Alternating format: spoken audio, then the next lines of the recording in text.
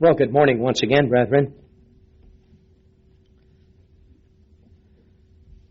We live in a world that is certainly filled with a lot of foolishness. I read you a couple of articles or made reference to a couple of things in the closing period of the announcements, and it's very evident that we live in a world that really is to a great extent devoid of genuine wisdom. Now, you can look at that from several standpoints. You can look at the fact the underlying philosophy that pervades our Western world is a secular philosophy, secular humanism it's been called. That is, it is a secular as opposed to sacred, and it is focused on the human as opposed to being focused on God. And that goes back. The biblical worldview is a view that recognizes that God is at the center. And God's ways, God's laws, are the things that come out from God, and man is to discover, to apply, to put into practice these principles. The philosophy that underlies most of our Western world is the very opposite of that. It's a society. It's a view that puts man at the center. And man's ideas and man's whims and what man thinks and what man wants and what man feels. It's very human-centered, very self-centered, and it frankly has produced a great deal of foolishness. And we see that in the society around. Now, on the one hand, we have tremendous technological achievements. It is absolutely incredible what has been accomplished just as we look back over the previous century in terms of technology. And it has grown rapidly. What's been accomplished since the end of World War II? You know, it's incredible when you look at what's been accomplished in the last decade, last couple of decades. It's just the technology has continued to increase. Man has the ability to do so many things as far as intelligence. But we have to understand that intelligence and wisdom are two totally different matters. A person can be highly intelligent and yet can be what my grandmother used to call a smart fool because they may have a lot of intelligence, may have a lot of, be very smart, may have a great deal of education, but that's not synonymous with having real wisdom. You know, we're told in the gospel accounts in the book of Luke, talking about Jesus Christ after he returned home with his parents, gives the account, that's a sort of brief insight into the Passover observance there when Jesus was 12 and went up to Jerusalem with his parents. And it says afterward, referring to his period of adolescence, to the whole period of adolescence and young adulthood. In other words, from the time he was 12 until the time he was 30, because the Bible, the only thing the Bible tells us about Jesus Christ during that period of his life, that very important period of what we would call his teenage years, his young adult years in his 20s, is that he grew in wisdom and stature and in favor with God and man. Jesus Christ developed in a completely well-rounded, balanced way. He grew. Now, most people are going to grow in stature. After a while we quit growing in stature and then we grow in girth. But that comes pretty naturally. You don't have to do anything but just live for a while. If you're a kid, just live for a while. You'll grow in stature. You'll get bigger. You'll grow taller. You'll gain weight. You will grow in stature. But that's all that's automatic. If you live and barring some sort of disease or problem, everyone grows in stature. But not everyone grows in wisdom. That's evident by the fact that you look around at the contrast of, on the one hand, a world that is filled with all sorts of technology, that is filled with incredible minds who are able to seemingly do things. Well, just look at the matter of the computer. The processors. You remember, those of you who remember way back the old vacuum tubes, and you'd have enough computers to fill this whole room that wouldn't do what your laptop would do these days. I mean, that's not that long ago. It's not ancient history. Huge things, big vacuum tubes. They keep shrinking down, and they keep coming up with microchips that are faster and faster and faster. There are some new things that are on the horizons. It's incredible what man can do, and then the applications.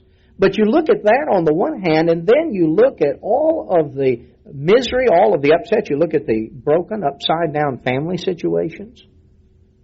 And you recognize that there's not a whole lot of wisdom that pervades this world. You look at relationships between people. You look at all of the problems that exist in society, and there is a lack of wisdom in terms of how to solve the problems. It's not a lack of intelligence. It's a lack of wisdom, and along with wisdom, a lack of character. Because if you have the wisdom to know what to do, then you have to have the character to do it. The two have to go together. Solomon had the wisdom, as recorded in the book of Proverbs, to know that, can a man take fire to his bosom and not be burned? Solomon went through and explained, that in Ecclesiastes, that there's nothing better than to talking about loving your wife and working hard and being faithful to your wife. He talks about that in Proverbs, many different things. But Solomon obviously was not one who followed his own advice. He lacked the character. When the opportunity presented itself to him to do whatever he wanted to do, he exercised that power to do some very foolish things. When we're born into the family of God, God will empower us.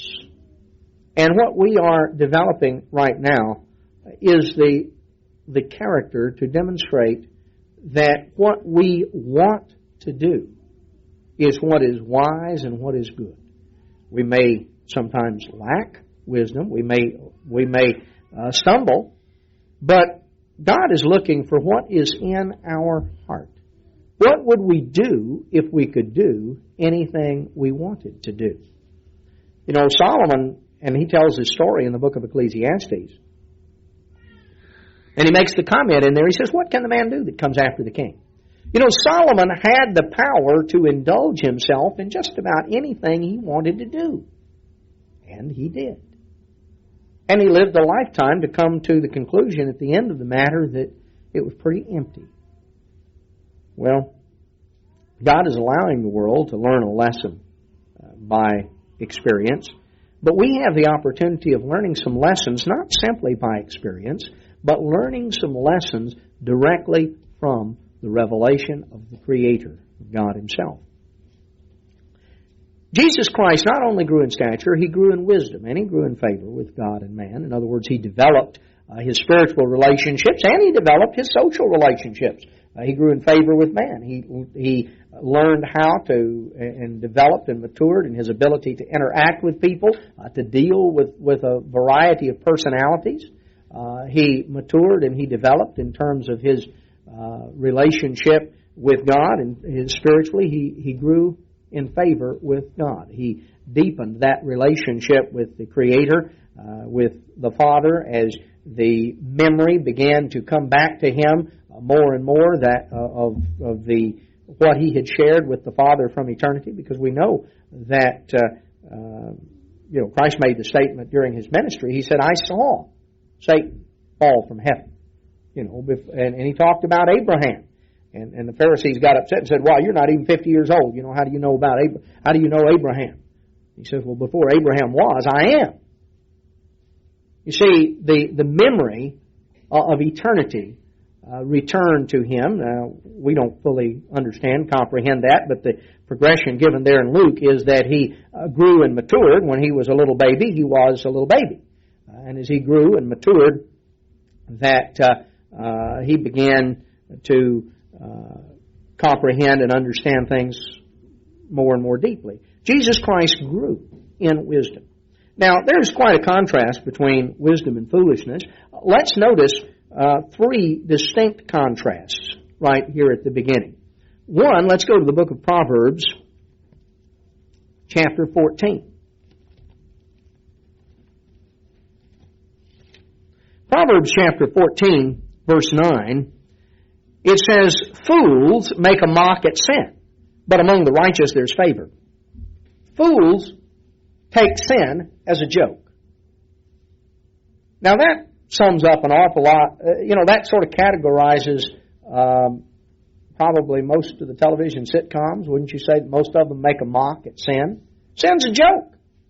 Adultery, fornication, homosexuality, all of the, just about any sort of perversion that you can name,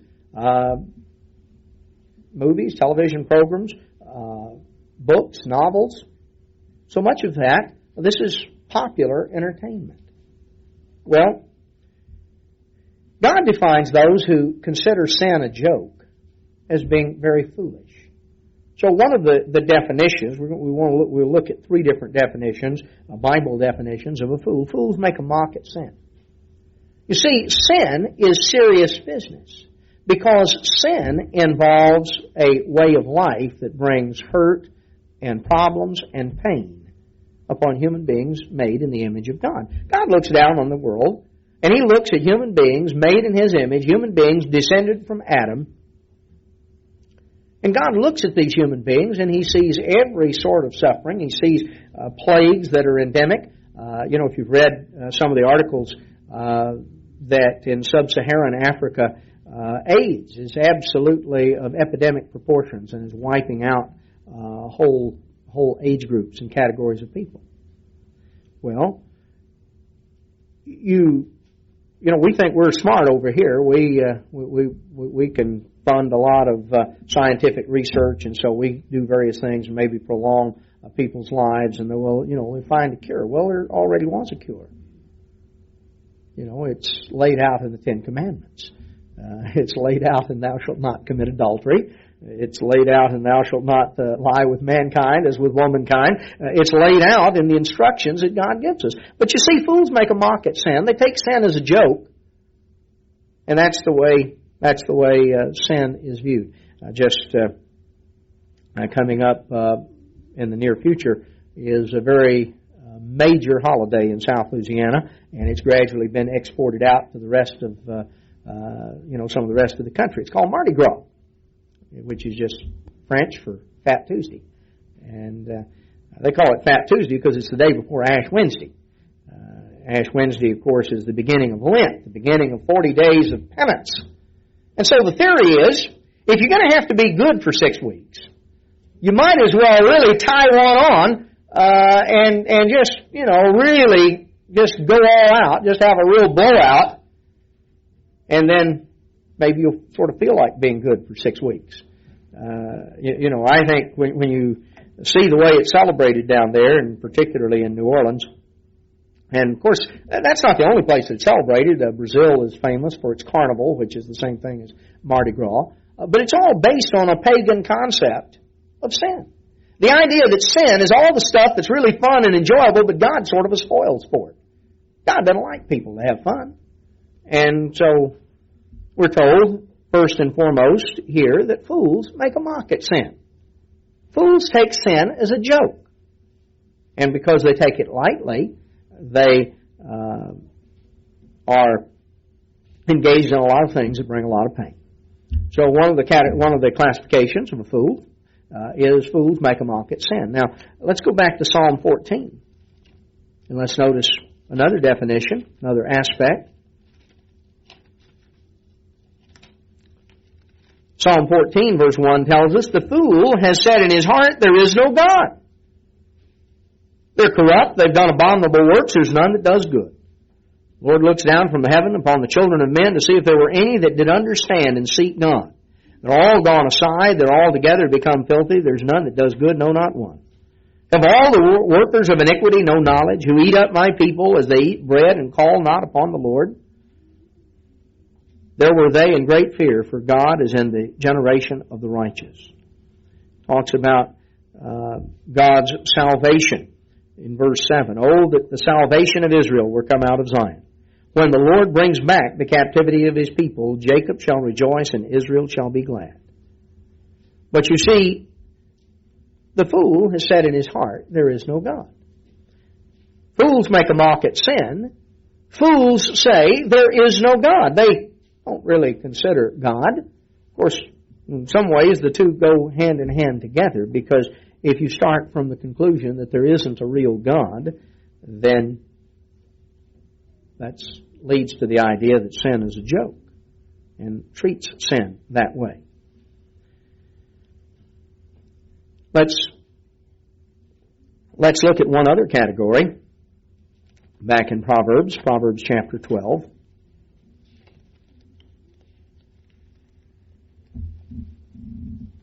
Proverbs chapter 12 in verse 15. It says, "The way of a fool is right in his own eyes, but he that hearkens unto counsel is wise." The way of a fool is right in his own eyes. You see, there's a contrast, because the fool is a know-it-all. You ever tried to tell something to a know-it-all? Ever tried to explain something to somebody that just knows it all? You can't tell him. Well, God says that's very foolish. There are other proverbs that tie in, talking about the fact that if you give rebuke, if you give correction to a wise man, he'll love you for it. But if you give correction to a fool, he'll hate you. Give correction to a scorner or to a fool. This is, God says in Proverbs 28:26, he that trusts in his own heart is a fool. Somebody that just sort of relies on their impulses, they're guided by their impulses and their feelings. They're very foolish. If you trust in your own heart, trust in just the way you feel, that's very foolish.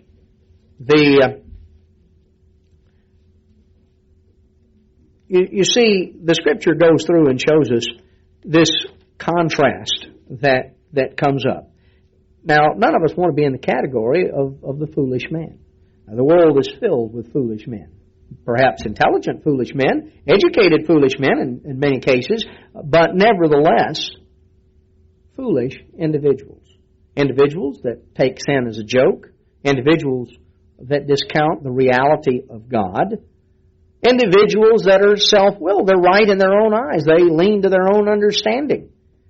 And if somebody tries to correct them, they resent it. You see, a wise individual, if he's given correction, is thankful because now he knows more than what he used to know. A wise person is very aware of his limitations and the fact that he doesn't know everything. Now, the Bible tells us that the things of God are counted as foolishness in the world around. In the book of 1 Corinthians,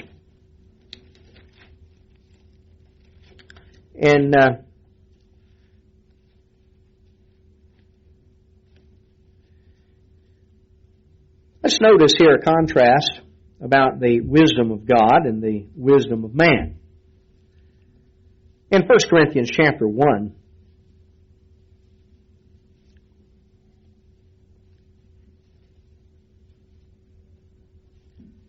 in verse 17, Paul is writing here to Corinth. Corinth was a center of, it was a major city in Greece. It was a center of Greek education and Greek philosophy. The Greeks prided themselves on their philosophy and on their wisdom. They were very clever at argument and debate. A lot of those things were developed in Greece. Now, Paul says in 1 Corinthians 1:17, "For Christ sent me not to baptize, but to preach the gospel, not with wisdom of words, lest the cross of Christ should be made of none effect. For the preaching of the cross is to them that perish foolishness, but unto us that are saved it is the power of God." You see, to the Greeks, the idea that Paul's emphasis was not on some clever line of reasoning. You know, all the different philosophical schools among the Greeks, you had the Stoics and you had the Epicureans and you had various ones that had their particular philosophies, and they loved to argue and debate and to come up with all these clever arguments. And this, they viewed that wisdom, that knowledge, was ultimately the way to whatever salvation there was. And Paul said, I came not with the wisdom of words. I didn't come in there with all sorts of clever arguments and entering into all of the debate that they were doing, lest the cross of Christ should be of none effect. You see, that is to those that perish, or those that are perishing, that's foolishness. The idea that that our salvation is made possible because God became flesh and died in our stead, took our place, was a substitute for all of us, and that through His death He conquered sin, He conquered all, raised from the dead. Well, the crucifixion and the resurrection were things that were foolishness to the natural mind. Paul said it was foolishness to those that are perished, but unto us that are saved, it's the power of God. And we understand what is involved. For it is written, verse 19, he's quoting from Isaiah 29, it is written, I will destroy the wisdom of the wise and will bring to nothing the understanding of the prudent. Where is the wise? Where is the scribe? Where is the disputer of this world? Has not God made foolish the wisdom of this world? For after that, in the wisdom of God, the world by wisdom knew not God. It pleased God by the foolishness of preaching to save them that believe. The Jews require a sign, the Greeks seek after wisdom. We preach Christ crucified, unto the Jews a stumbling block, and unto the Greeks foolishness.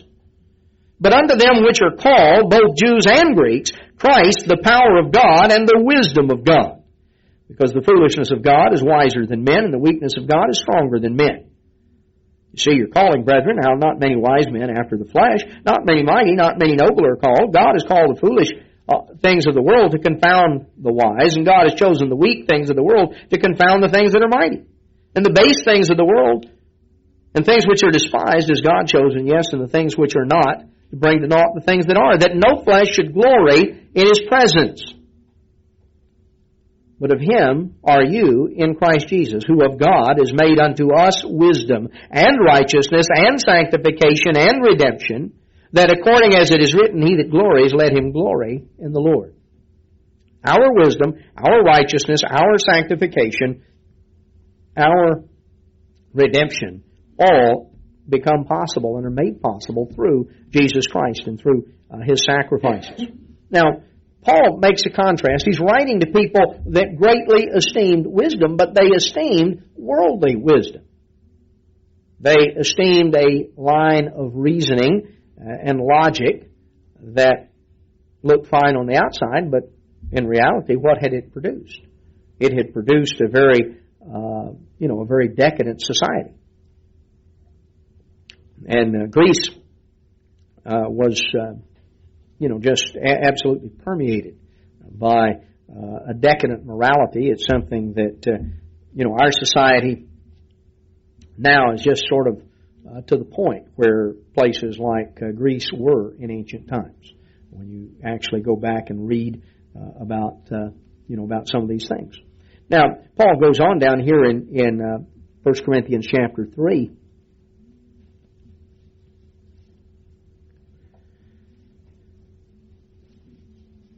Let's pick it up in verse 16. Know you not that you are the temple of God, and that the Spirit of God dwells in you? If any man defile the temple of God, him will God destroy, for the temple of God is holy, which temple you are. So we're told here that we are the temple of God. In other words, the dwelling place. God, through His Spirit, dwells in us. And so we are to be deeply conscious of that. And it is to affect the way we live. If we defile the temple of God, and this has to do with immorality, it has to do with things of this nature, we are not simply defiling our body, we are defiling the temple of God. The temple of God is holy, which temple you are. Let no man deceive himself. If any man among you seem to be wise in this world, let him become a fool that he may be wise. For the wisdom of this world is foolishness with God. For it is written, he that takes the wise in their own craftiness. And again, the Lord knows the thoughts of the wise, that they're vain. Therefore let no man glory in men, for all things are yours. They wanted to glory in men. They wanted to focus in on the human element. And they had all of this line of reasoning. But you see, the things of this world are foolishness with God. The wisdom of this world is foolishness with God. If you were to go and sit down with someone who is supposed to be a very astute financial planner, and were to explain to him that, the first step to financial success was you needed to tithe. You got financial problems and you're on your way out. You sit down with you're got problems, and so you sit down with this financial planner. Well, he's going to think that's pretty foolish. You can't afford to give away 10%. Well, you need to get another 10% or 20% or whatever.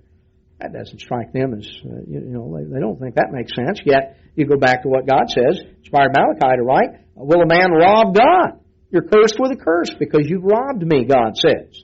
Now, the wisdom of this world is that that's foolish. The wisdom of God is that the wisdom of this world is what's foolish. The idea that you can apply and live by God's commandments. That doesn't strike the world as being very practical. God says that the wisdom of this world is foolishness with Him. That real wisdom, you see, ultimately comes from God. It's based on God's Word and on the things of God.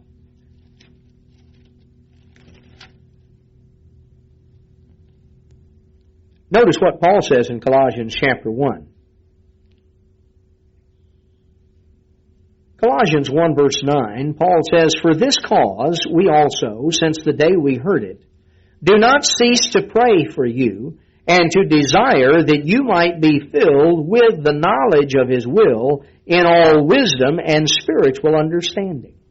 Now, Proverbs talks quite a bit about wisdom and knowledge and understanding. It talks about all three components.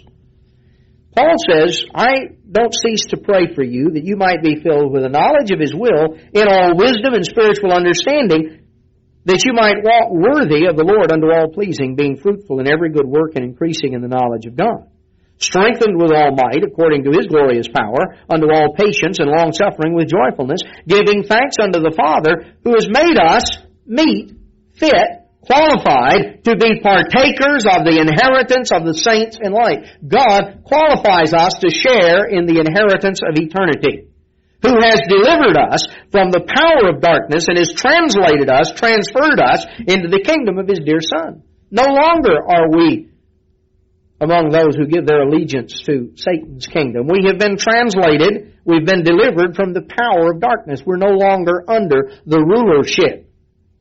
We're no longer a citizen of this world, of this society.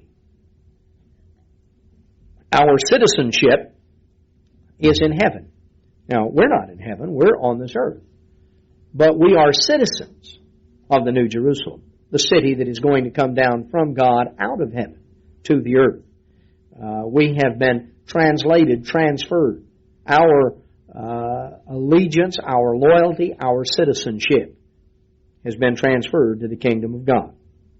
Now, in this context, Paul talked about the knowledge of God's will coupled with wisdom and spiritual understanding.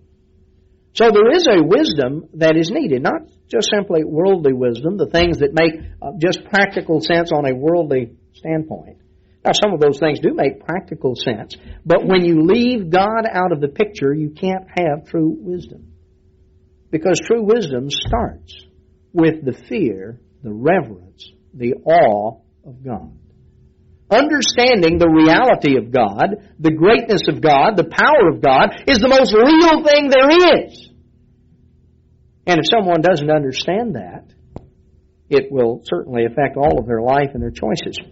We're told in the book of James, chapter 1,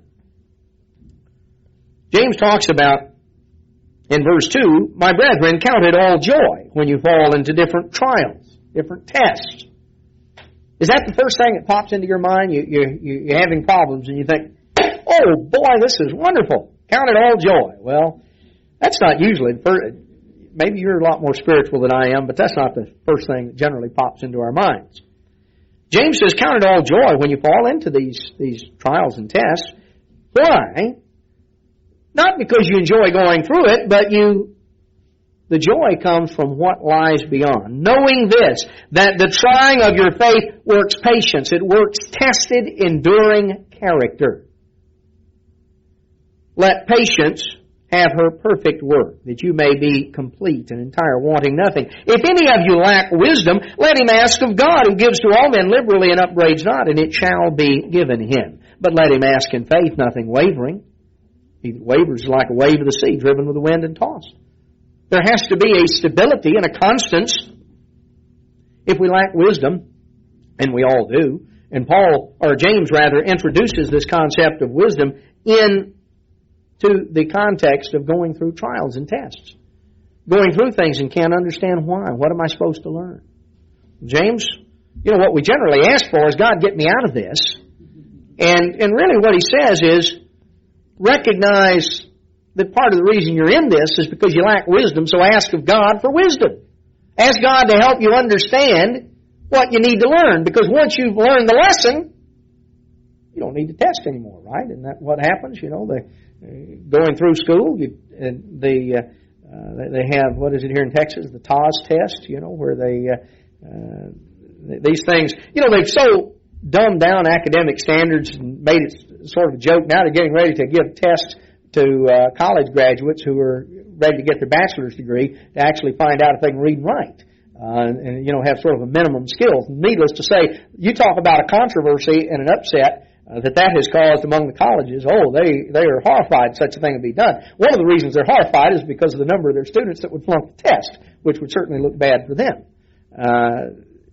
The world's approach. But the idea is, of course, that when you have mastered certain skills, you don't need to take the test again. You're ready to move on to something else.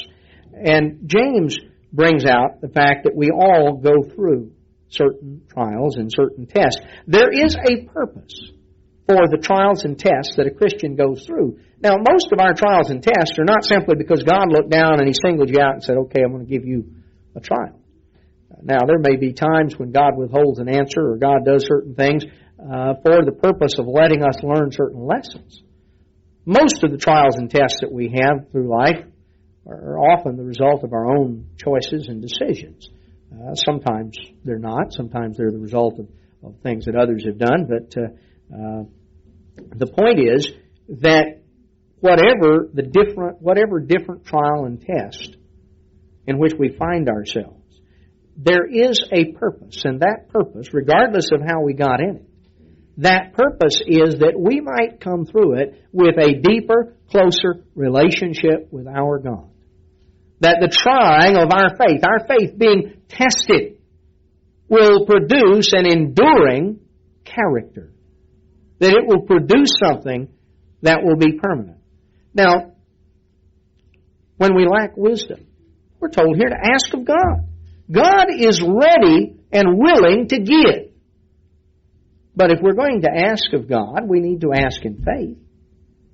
Not wavering, not just sort of going here and there and yonder and every other way, but we ask God in faith. We believe Him and we trust Him, and God promises that He will give wisdom. Now, He talks about the kind of wisdom He'll give back a little further in James chapter 3.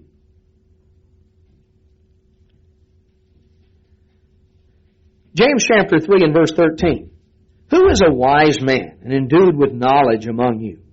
Let him show out of a good conduct his works with meekness of wisdom. For if you have bitter envying and strife in your hearts, glory not and lie not against the truth. This wisdom descends not from above, but is earthly, sensual, and devilish. Where envying and strife is, there is confusion in every evil work. The wisdom that is from above is first pure, then peaceable, gentle, and easy to be entreated, full of mercy and good fruits, without partiality, without hypocrisy. The fruit of righteousness is sown in peace of them that make peace. And he goes right on talking about the opposite of peace. From whence come wars and fightings among you? Come they not hence even of your own lust that war in your members? There is a wisdom that comes from above, and there is a wisdom that comes from below. There is a wisdom that is devilish, that is earthly and sensual. It's based on, well, as it sprang, the three categories. Earthly, just referring to the general wisdom of practical knowledge and wisdom of what, quote, makes sense to the carnal mind. The wisdom that is sensual, that is based on human desires and passions, ways to sort of wheel and deal and get what we want. And wisdom that is devilish. It originates not simply with the society. It originates not simply within ourselves as to the human passions and appetites, but from Satan himself. Now you see, those are three components. Those are the things that pull us into our problems. The earthly, the sensual, and the devilish. The pressures and the influences of the society around. The pulls and the desires of our own passions, our own appetites, and the attitudes and the thoughts of Satan himself. Now it's important to understand that and to understand the contrast between the wrong kind of wisdom, the wisdom from below, and the wisdom that comes from above. You know, one thing about a counterfeit, it looks real. If you ever saw any counterfeit money, if it's money that has been passed, you know, it doesn't look like something that came out of a Monopoly game. They make counterfeit money that looks pretty good. That's the whole point of it. You know, they want it to look good enough that they can give it to somebody and the person will take it and accept it. Now, when bank tellers are trained, there's a lot of money comes through a teller. They're trained to spot counterfeits. They don't study all the different kind of counterfeits. What they study is the real thing. Because you see, if you really know the real thing, then any deviation, no matter what it is, because after all, one counterfeiter may deviate here and another one may deviate there. The tellers don't spend their time studying all the different kind of counterfeits. That's never ending. Somebody's always coming up with a new counterfeit. The bank tellers study the real thing. And if you know what the real thing is, then any deviation from it is a counterfeit. And some counterfeits may be better than others. Some are closer than others. Maybe some of them, the ink comes off on your fingers. That's not a very good counterfeit. Others may look very realistic, may be more impressive. Now, Satan, one thing about Satan, the devil, we're told in 1 Corinthians that Satan comes as an angel of light. He seeks to present himself as an angel of light. He does not believe in truth in packaging. So Satan does not come along saying, I've got wisdom from below that is devilish, and I'd like to sell you some. No, he claims that it's wisdom from above. He was good at promoting that. You remember back in Genesis 3, what he told Adam and Eve, what he told Eve? And she saw the tree. It was a tree to be desired, to make one wise. Well, the trouble was, it was the wisdom that comes from below. It was the wisdom that is earthly, sensual, and devilish. But, that little bit was not on there. You listen to, it's sort of like listening to some of these commercials on television. They go along and they explain this and that, and they get to the end, and they have this guy, and I don't know where they find them.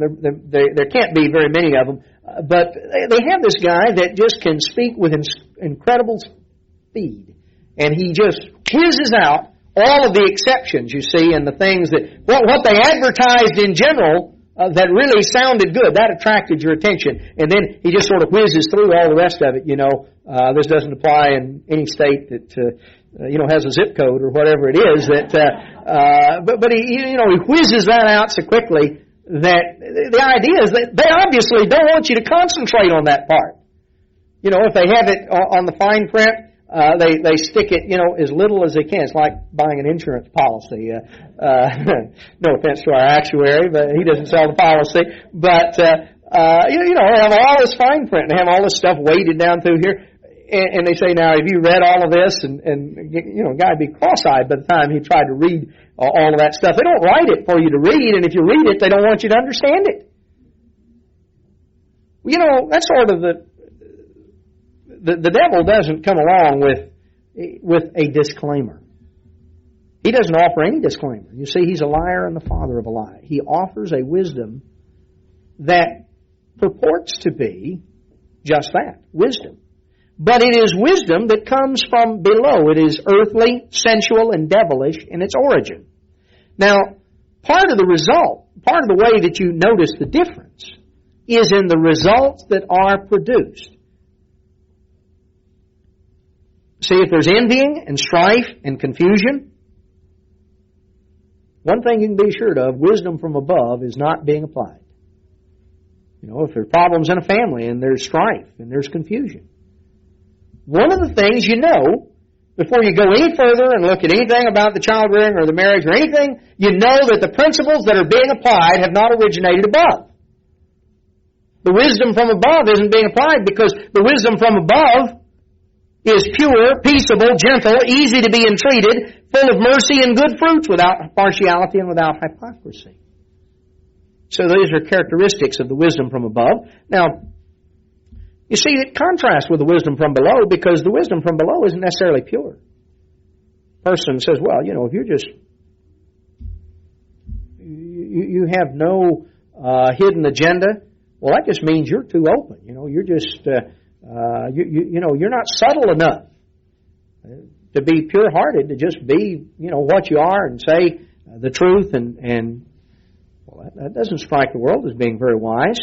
Be peaceable. Oh, you know, you've got to be prepared to go and fight it out. Gentle, easy to be entreated, that strikes the world. The world would define that as being naive, as being, you know, easily taken advantage of. Full of mercy and good fruits, you know, giving and serving and helping. And what about, as Christ said, pray for those that despitefully use you, you know, to return good for evil. That doesn't strike the world as being wise. They say, well, you know, that's pretty dumb. But you see, what does the world have to show for its wisdom? A world that is sick and hurt and dying. A world that is filled with strife and pain. A world that is filled with warfare. A world that is filled with violence and envy. A world that is filled with confusion. The results of the world's wisdom have produced a lot of bitter envying and strife. You see, James says right here, if you have bitter envying and strife in your hearts, that's not something to be proud of. Glory not and lie not against the truth, because this is wisdom that does not descend from above. The wisdom from above does not produce envy and strife. It doesn't lead to confusion and evil works. And that is a vital thing. You see, the Bible is a source. How do you grow in wisdom? In godly wisdom, not just simply in practical things from a worldly standpoint. The book of Proverbs certainly gives practical advice, but it is what is the most practical of all advice is that true wisdom begins with the fear of God. The fact that as we're told here in the book of Proverbs chapter 9 and verse 10, the fear of the eternal is the beginning of wisdom. Knowledge of the holy is understanding. The fear of the eternal is the beginning of wisdom. This is the beginning of godly wisdom, the reality of God. So, to know God is to have understanding of how to be and how to live. Standing in awe and reverence of God is a starting point for true wisdom. Not the wisdom that descends from, that comes from below, the wisdom that is earthly, sensual, and devilish. Now, you look at human relationships, and that is certainly a source of much problem and much difficulty in this world in which we live. The Bible is filled with not only advice, but also examples. You know, when Peter was talking to those to whom he was writing here in 1 Peter chapter 3, And he talks to the wives, and he also talks to the husbands. Peter gives wisdom that is from above. He says in 1 Peter 3:1, likewise, you wives, be in subjection to your own husbands, that, if any, obey not the word, they may also without the word be won by the conduct of the wives. Notice Peter is not speaking here to wives who have converted husbands. Or he's certainly not exclusively speaking to wives that have converted husbands, because he's talking about husbands who obey not the word. They're not interested in living by the word of God. They don't accept the authority of God's word. What's the solution to it? Well, worldly wisdom would not say, be in subjection. But that's what godly wisdom says. That they may be won by the conduct of the wives. Your example will have an impact. While they behold your chaste conduct, coupled with fear, with reverence, with deep respect. They will see your life and your example, whose adorning is not simply outward adorning. Your world doesn't simply revolve around the outside, but rather the inside, the hidden man of the heart, the ornament of a meek and quiet spirit, which is in the sight of God of great price. The point is, what is it that is the most noticeable? Well, you see, worldly wisdom says it needs to be the outward polish, the outward veneer, the outward sophistication, the outward things. Now, God doesn't condemn being neat and clean and trying to be appropriately dressed for the occasion. That's not the point. But what's the most outstanding thing about us? Peter is talking here to women whose adorning, the main emphasis of their lives is not what they put on the outside, but what is on the inside. That's what is most important.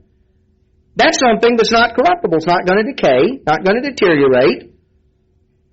It involves a meek and quiet spirit. It involves an inner attitude that shines out from inside, which is in the sight of God of great price. Now, the world doesn't place an incredible amount of money that some of these people have made, but God's not impressed. That's not that ornament, what she evidences and what she displays is not of value in God's sight. Rather, here he talks about an ornament that is in God's sight of great price.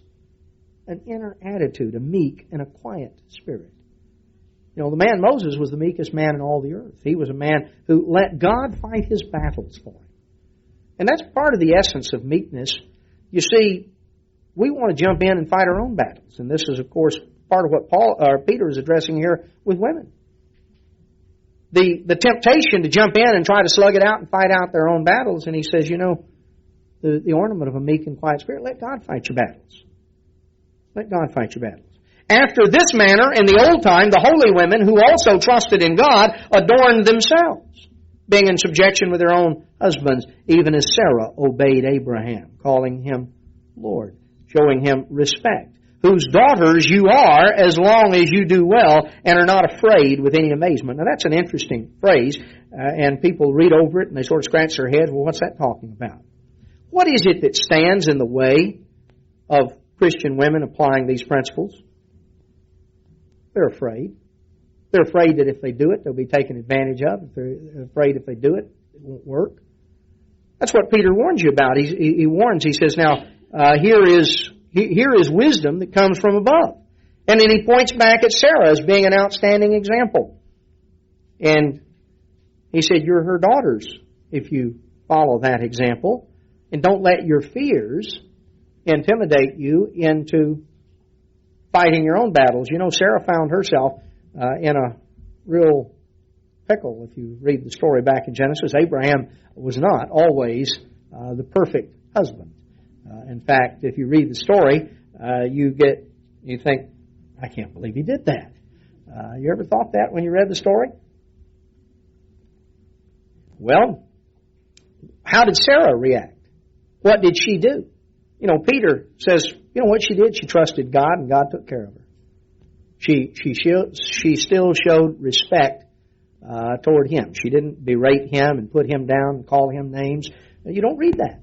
That wasn't the solution to the problem. You see, that is the wisdom that produces strife and envy and confusion and every evil work.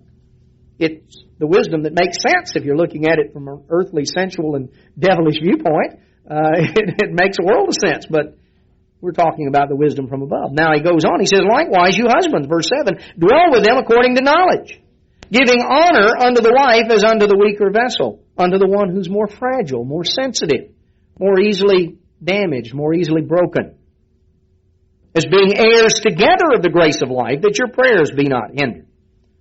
Now, again, this is wisdom that certainly went against the prevailing worldly wisdom of the day. To be concerned about your wife's thoughts and her feelings. Dwell with her according to knowledge, trying to know and to understand where she's coming from. Giving honor, showing respect to her. Giving honor to her as in line with the one who's more fragile, more sensitive, more easily hurt. And so God enjoins husbands and reminds them in this way. Reminds them that we're heirs together of the grace of life. Women are not some subspecies. They're not something to be domineered or trampled over. We're heirs together. And he says, if you don't do this, your prayers are hindered. You can't have a close relationship with God. You can't really be getting through to God and mistreating your wife, being insensitive to her and not really considering her. Other scriptures talk about husbands loving their wife as Christ loves the church. Finally, he says, verse 8, be you all of one mind, having compassion one of another, love as brethren, be full of pity and be courteous, not rendering evil for evil or railing for railing, counterwise blessing. That's what we're to do. If you love life and will see good days, refrain your tongue from evil. Lips from speaking guile. Let them eschew evil. Do good. Seek peace. Pursue it. The eyes of the Lord are over the righteous. His ears are open to their prayers. But the face of the Lord is against them that do evil. So, Peter goes through and he expresses here the outlook, the approach of godly wisdom. The wisdom that comes from above. The wisdom that is pure and peaceable and gentle and easy to be entreated. We're told in many places, given much insight in the book of Proverbs. Let's just notice a few places as we look at some of the things that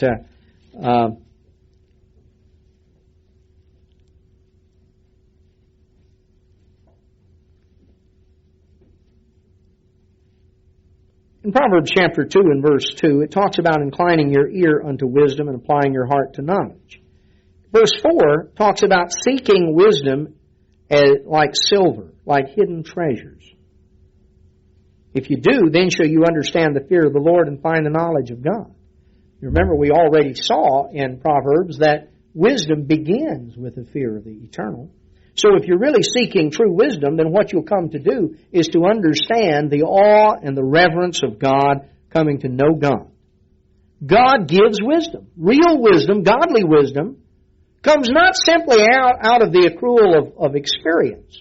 You can learn a certain amount of just practical life and practical wisdom through living life and experiencing life, but real wisdom, the wisdom that comes from above, can only come from God. Because the wisdom that comes from below is limited. And it is not always pure and peaceable and gentle and easy to be entreated. That's not always the wisdom of this world. But you see, we're told that the purpose of this wisdom, verse 12, is to deliver you from the evil man, and in verse 16, to deliver you from the strange woman. To keep you away from the kind of people who are going to get you into trouble. Because Proverbs does tell us that he that walks with wise men will be wise, but a companion of fools will be destroyed. That's what we're told back in Proverbs 13 and verse 20. He that walks with wise men will be wise. Companion of fools will be destroyed. We have the opportunity right here in this book to walk with the wisest individuals that ever walked the face of the earth. Men and women. We look through at Enoch and Noah, men who walked with God, found grace in God's sight. We looked at Abraham and Isaac and Jacob. We look at the experiences that they went through and the lessons that they learned. We look at an individual like Abraham who's called a friend of God. We look at Moses, the man whom God dealt with face to face. We look at David, a man after God's own heart. We look at Daniel, a man whom the angel Gabriel said was greatly beloved. A man that God had a special affection for. We look at the greatest example of all, Jesus Christ, who set the perfect example of balance and wisdom. You know, we can walk with Him, studying His life and His example and that of Peter and Paul and James and John. Walking with these individuals, spending time, spending hours, looking at, thinking about, meditating on their life and their examples and their choices. And there are plenty of women as well. You look at Sarah, or you look at Ruth or Esther. You look at Mary, the mother of Jesus Christ. Individuals who were chosen out, who exemplified courage, who exemplified character, who exemplified moral purity, who exemplified the attitudes that God loves and cherishes. And there are many other examples, sometimes just very brief examples that are given. The point is, the Bible is filled with examples. You see, we're told in Proverbs 3:5, trust in the Lord with all your heart, lean not unto your own understanding. In all your ways acknowledge Him, and He'll direct your paths. Be not wise in your own eyes, fear the Lord, and depart from evil. Don't trust in ourselves. Let's not trust in the wisdom that comes naturally, but rather to trust in the Lord, to trust in Him with all your heart. Don't lean to your own understanding. Acknowledge Him in every way. Go to Him about everything you're going through and dealing with. You think you have any problem that's too big for God to deal with, or do you have any that's too little for Him to be concerned about? Oh, well, that's too minor. God wouldn't be interested in that. Well, Jesus said that there's not a sparrow that falls that your Father's unaware of, and of how much more value are you than many sparrows. So there's nothing that you're going through that is too minor to come to God about, that God wouldn't be interested if it's something that you're dealing with, that you're struggling with. In all your ways acknowledge Him. Go to Him about whatever it is you're facing, and He will direct your paths. I think that is a very underutilized verse. There are a lot of things that we experience unnecessary frustration on because it was a way that we didn't really think was important enough to go to God about. And as a result, He just sort of left us on our own devices with it. In all your ways acknowledge Him, and He'll direct your paths. God will give guidance and help. Don't be wise in your own eyes. We don't want to ever fall into the attitude of a know-it-all, because that's a foolish attitude. We want to have an attitude that is open and susceptible to correction, because that is the means to growth. My son, don't despise the chastening of the Lord. Verse 11.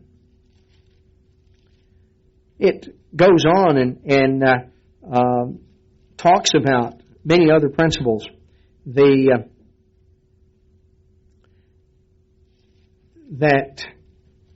are brought out, and we could go on and on. Let's just notice one particular spot here in Proverbs 11.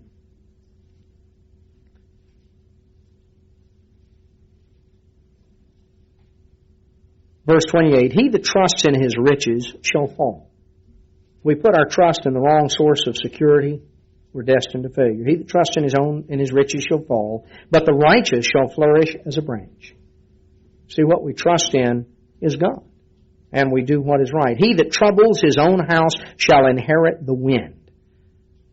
The fool shall be servant to the wise of heart. He that troubles his own house shall inherit the wind.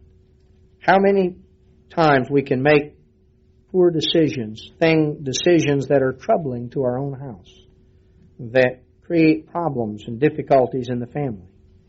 It doesn't matter how much money you accrue.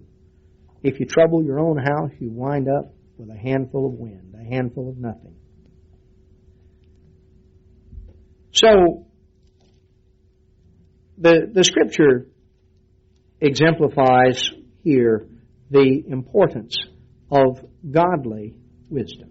The wisdom that comes from above, the wisdom that descends from God, the wisdom that Jesus Christ grew in, the wisdom that we also can grow in, the wisdom that is not going to originate from the world around.